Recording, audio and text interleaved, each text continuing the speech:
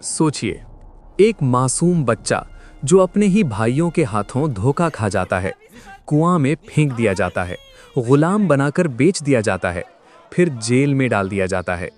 लेकिन वही बच्चा अल्लाह के हुक्म से एक दिन मिस्र का सबसे बड़ा वजीर बन जाता है। ये कहानी सिर्फ दर्द की नहीं, ये कहानी सब्र, पाकदामनी और अल्लाह पर यकीन की है। ये कहानी है हज़रत यूसुफ अलैहिस्सलाम की। हज़रत यूसुफ अलैहिस्सलाम हज़रत याकूब अलैहिस्सलाम के प्यारे बेटे थे। हज़रत याकूब उनसे बहुत मोहब्बत करते थे। यही मोहब्बत धीरे धीरे हज़रत यूसुफ के भाइयों के दिल में हसद बन गई। एक दिन हज़रत यूसुफ अलैहिस्सलाम ने अपने वालिद से कहा, अब्बा जान, मैंने ख्वाब देखा है कि 11 सितारे, सूरज और चांद मुझे सजदा कर रहे हैं। हज़रत याकूब अलैहिस्सलाम समझ गए कि ये अल्लाह की तरफ से ख़ास इशारा है। उन्होंने प्यार से कहा, बेटा, ये ख्वाब अपने भाइयों को मत बताना, क्योंकि हसद बहुत बुरी चीज़ है। लेकिन भाई पहले ही जल चुके थे। उन्होंने आपस में कहा, वालिद सिर्फ यूसुफ से मोहब्बत करते हैं, हमें कोई अहमियत नहीं। आखिर उन्होंने प्लान बनाया कि यूसुफ को ख़त्म कर दिया जाए। एक भाई ने कहा, कत्ल मत करो, उसे कुएं में फेंक देते हैं।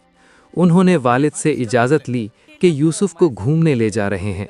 जंगल ले जाकर बेरहमी से हज़रत यूसुफ अलैहिस्सलाम को गहरे कुएं में फेंक दिया।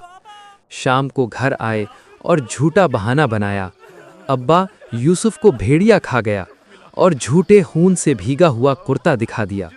हज़रत याकूब अलैहिस्सलाम का दिल टूट गया, लेकिन उन्होंने कहा, मैं सब्र करूँगा, अल्लाह सब जानता है। उधर कुएं के पास से एक काफिला गुजरा। उन्होंने पानी निकालने के लिए डोल डाला तो एक खूबसूरत बच्चा निकला।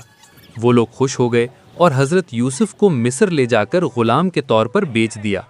मिस्र का एक अमीर आदमी, जिसे अजीज़ मिस्र कहते थे, ने हज़रत यूसुफ को ख़रीद लिया और अपने घर रख लिया। अल्लाह ने हज़रत यूसुफ को इल्म, अक़ल और बहुत ज़्यादा खूबसूरती अता की।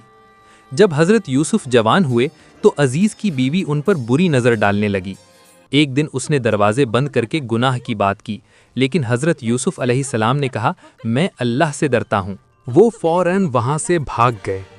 अल्लाह ने उन्हें गुनाह से बचा लिया, लेकिन फिर भी लोगों ने सच को छुपा दिया और हज़रत यूसुफ को जेल भेज दिया।